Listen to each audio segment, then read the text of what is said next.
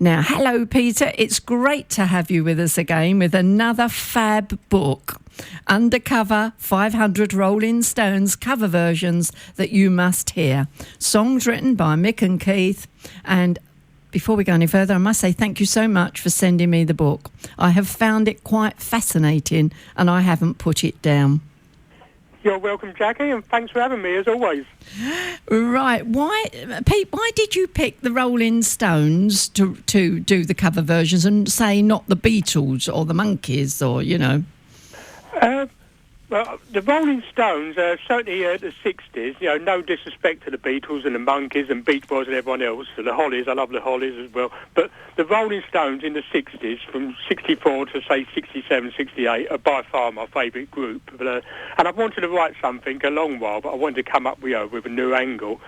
And everyone praises, quite rightly, Lennon and McCartney, Yeah. absolutely amazing writers, but with Jagger and Richards, they tend to think of them as a rock group, you know, and, I mean, as tears go by, you know, they wrote some beautiful ballads and they're covered by all sorts of artists and all sorts of genres, and I just wanted to highlight that. How long did it take you to write the book? I say this as you comment in the book that you listen to most of the tracks, and I found I started doing what you did. Yeah. Well, I've been sort of vaguely collecting cover versions of Rolling Stones songs and of Beatles songs actually for decades, but from idea, you know, the very idea, and just making a few notes to publish, probably about 6 months. But a lot of long days, you know. I'd be annoying my other half getting up at 6 a.m. and then going to bed at 11. You know, she said, "You still at it?" Yeah. so yeah. No, I love the song "As Tears Go By," Marianne Faithfull. It has to be the best version. Well, it is for me. I was very curious about who else had covered this, and I found Bobby Goldsboro, Nancy Sinatra, and then Pat Boone. But I'm sorry to say, Pat Boone's version left me wishing I hadn't listened. His voice really doesn't suit the song, Peter. No, what do you think? I think you're right. I mean, the book is called, did you say, Undercover, 500 Rolling Stones cover versions that you must hear, but not necessarily the 500 greatest Rolling Stones cover versions. It was just so bizarre, you know, Pat Boone, you know, a very clean cut, you know, all-American boy, covering a Rolling Stones song, so I thought I'd just have to include it. So. It made me laugh, because he'd slowed that song right down, and it didn't have any... should I say body to it? I mean, Marianne Faithfull, it's beautiful. But he sings and pronounces every word in his American style. It was getting slower and slower, and I thought, my goodness, you shouldn't have bothered, you know, you really shouldn't have bothered. I do wonder what Mick Jagger and Keith Richards must have thought hearing some of these versions. What has he done to our song? Yeah, ruined my song. Now, another of my favourite Stones track is Paint It Black. I like the beat, I like the rhythm, you know, the rhythm of it. And when the Stones sang this one on Ready, Steady, Go, because I go back that far, I believe the lights gradually went out in the studio until at the end of the song only Mick Jagger stood there looking up at the lights with his guitar on. Am I right? Do you remember that? Yeah, well, Mick Jagger didn't have a guitar, but otherwise, yeah, that is correct. Yeah. Mick Jagger discussed it with Michael Lindsay Hogg, the director, beforehand, and they wanted to do something, something different. Yeah. And this was when TV was still black and white, so you couldn't have had all fancy, psychedelic lights or anything like that. And they thought, let's just do it. So one by one the lights go out, and at the end there's just a spotlight on Mick Jagger, Paint It Black. Yeah. No, I think I found that. It was a brilliant idea. Yeah. So. I found that one on YouTube when I was going through, listening to all these that were supposed to be really good. But going back to the song, it certainly survived the test of time, as you know, it's catalogued in your book 2020, sung by Robin Adele Anderson, and she recorded the song combining it with Amy Whitehouse's song Paint It Black. And that sounds good too, doesn't it? Yeah, it does. Yeah, it's fantastic. Yeah, the way she combined it with the Amy Winehouse. So, very original. and I must say, as you know, I did a couple of books on Top of the Pops, and for those two books, I interviewed about 50 people. For this, I managed to interview 130 people, and Robin Adele Anderson was one of them. But she tells the story of it. But I'm very proud, to get so many interviews in quite a short time, really. So. Yeah, I've just turned up the page. I was going to say Ali Campbell did it in 2010. This is me looking through your book. Yeah. I didn't listen to that one. Hayseed Dixie, I don't know who they are, in 2007. Well, Hayseed Dixie, I've got, what's the name of them again? Sorry. Paint It Black. Oh, yeah, Hayseed Dixie. Yeah. Well, it is. They're like a bluegrass hillbilly group, but their first album was a cover of AC/DC songs. So it's like a play on words. Hayseed Dixie, AC/DC. Oh, so, I see. Yeah, and then they did one on the Rolling Stones and a few others. Yeah, so yeah. Yeah, I see that. Yeah. Yeah. Moving on. Another one of my favourites is Chris Farlow, Out of Time. Oh, yeah. Classic, yeah. And I use that to close one of my programmes every week. Whatever decade of music I've played, I watch the clock, and when it gets to 3 minutes, I don't know, in a few seconds, I say, Chris is telling me we're out of time. I use that as a bit of a gimmick, you see. Fantastic, yeah. And on reading your book, I was well surprised to learn that it was written by the Rolling Stones. Oh, you didn't know that? Okay. Yeah, I didn't know that, no. Yeah. And even more surprised to learn that Chris Farlow has recorded a few more of the Rolling Stones song, because I couldn't imagine his voice blending to those rock and roll songs. Another of my favourite people is PJ Proby. And this really made me laugh, this one did. He recorded Out of Time after hearing Chris Farlow sing it, saying he had never heard of the Rolling Stones. Now, I know it's American, but how can you say that? I think what he meant is he never heard the Rolling Stones version, but the way it comes across that, yeah.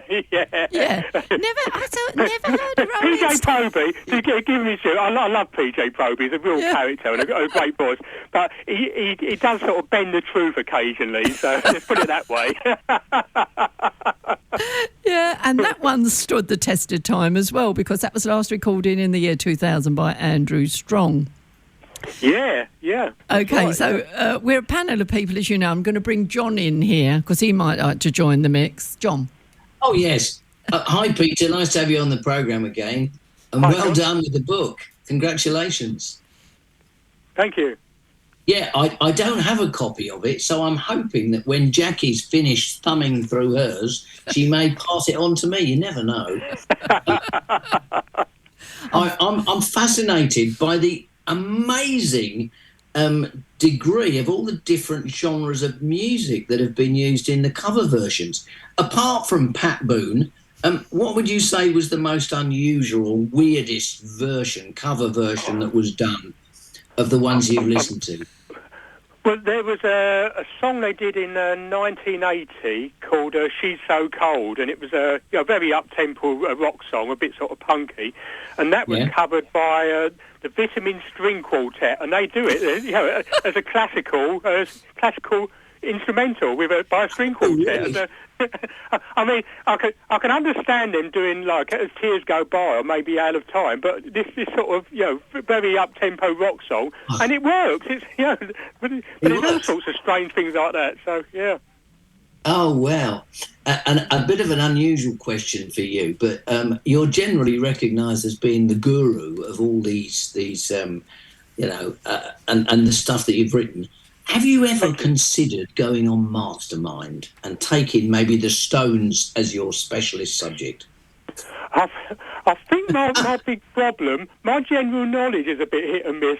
Myself and my other half, we watch Mastermind, and she can often answer most of the general knowledge, and I answer 2 or 3. But if a specialist subject comes up, I remember someone did the the Beach Boys a while back, and I wouldn't even describe myself as a die-hard Beach Boys fan, but I got 3 questions that this Beach Boys expert didn't get. So I'm good on the music, but the general knowledge I'm a bit more hit and miss. There you go. Diabolical. You know, if anything comes up about football, I don't know a thing. Maybe you need to mug up on the general knowledge, Peter, and get by, because you're obviously going to score very highly on the specialist subject. But yeah, tremendous. 130 interviews, is that right? You put in? Yeah, I did very well. Yeah. What was your best interview? What was your best interview? The biggest scoop to me. Well, I've got a few. Sandy Shaw, I was pleased. Manfred Mann, PJ Probert. But the biggest scoop to me is Dick Taylor. Dick Taylor was the original bass player of the Rolling Stones before Bill Wyman, and he actually grew up with Mick Jagger and Keith Richards in Dartford. But then he went on to form the Pretty Things, and he's still around. But to get Dick Taylor to talk, and he was very helpful as well. That was a scoop to me. You've obviously got some fantastic memories to live off, and it's wonderful that you've shared them with us in the book. So once again, well done. Thanks again. Thank you. Right. I think I'm right in saying that the Beatles started the idea of write your own song. And then within a few short months, the Rolling Stones, Mick and Keith, jumped on the bandwagon. So the Beatles then had very strong competition from them, didn't they? Because they was writing as many as, as what Mick and the Beatles were. Well, what it was, I think I'm right in saying that John Lennon and Paul McCartney, for years, that they'd be writing little ditties, and probably for about 5 years before they were famous. But Mick and Keith and the Rolling Stones, all of them, they just disregarded they was very much into the blues and rhythm and blues, and they thought to write these songs, you've got to be old, you've got to be black, and you've got to be American. So they never bothered. But then they did one single called "Come On," which was a cover of a Chuck Berry song, and then they needed a follow-up. And the Beatles, particularly John and Paul, they heard about this up-and-coming London group, and they went and met them, and they said, "We've got a song for you." And it was only half finished, and then they just went in the corner with their guitars and come back with "I Want to Be Your Man," and then the Rolling Stones recorded that, and it was their first top 20 hit. But Mick and Keith, watching that, think, perhaps this is easier than we thought, But 18 months after that, within 18 months, they'd written and recorded "I Can't Get No Satisfaction," and that's how quick they grew from non-songwriters to 18 months. They were writing songs like "Satisfaction" and "As Tears Go By." They developed very, very quick. It was amazing, really. Yeah, and Sandy Shaw. I have Sandy Shaw's version of "Sympathy to the Devil" on an album she did cover to cover, and her voice is so high pitched that I really prefer Mick and the Rolling Stones singing it. But there again, on that same album is her version of "Satisfaction," and I think she sings it well, so I'm going to play it for you now. So let's ask John, what's your verdict, John? Well, I liked it. I did. I mean, it's still got that strong bass beat, hasn't it? Yeah. I think that's what really makes the song. I mean, there are songs where there's a rhythm that kind of touches you kind of deep. There's almost an emotional reaction, isn't there? And that's still there in the song. I mean, not to say that I don't like the Stones version, but it's great. It was brilliant. Acceptable. I liked it. Yeah, you liked it well, didn't you? I had some people say what you're playing because they know it's a Stones song, and Steve said it'd have to grow on him. Steve, the engineer, he said, "Oh, that'd have to grow on me." So I thought it was good. Go on, Pete. It's back good. to you. I actually didn't include that in my book. You didn't?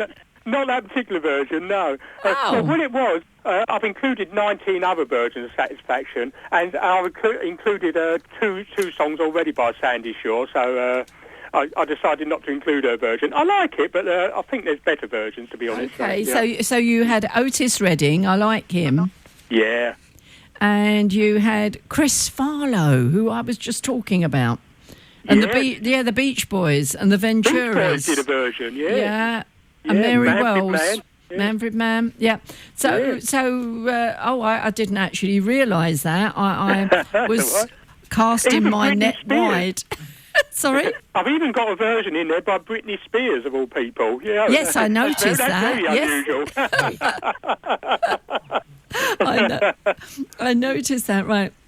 Going back to the Rolling Stones, they released their first single, Stoned, that they'd written themselves, and I believe they released the Lennon and McCartney I Want to Be Your Man on the opposite side.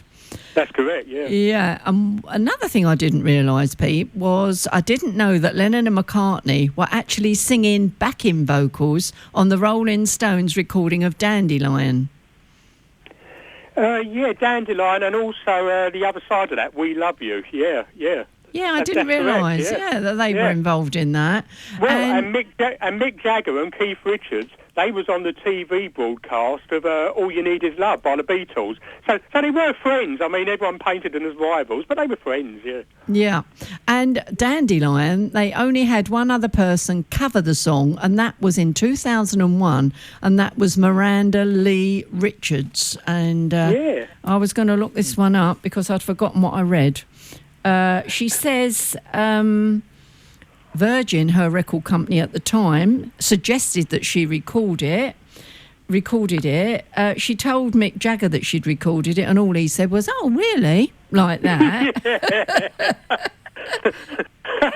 I don't think he particularly likes it. They've never done it live, the Rolling Stones, so it's probably not one of their favourites. But no, and it also surprised, really. Yeah, and it also could have been because she was a folk singer, wasn't she? Folk and country rock.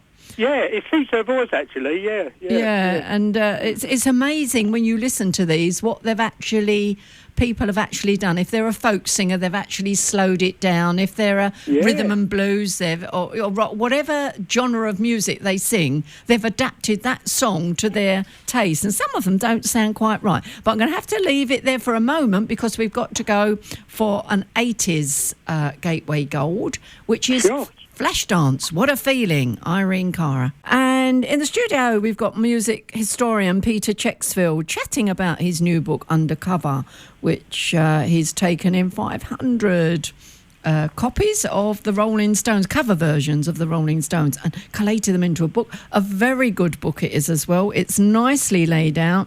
The songs are all in alphabetical order, and underneath the song at the front, you'll find everyone who's covered the song and details about them. It's a really, really good book. Hello, Peter. You're still there. Yeah, absolutely. Right, going back to the book.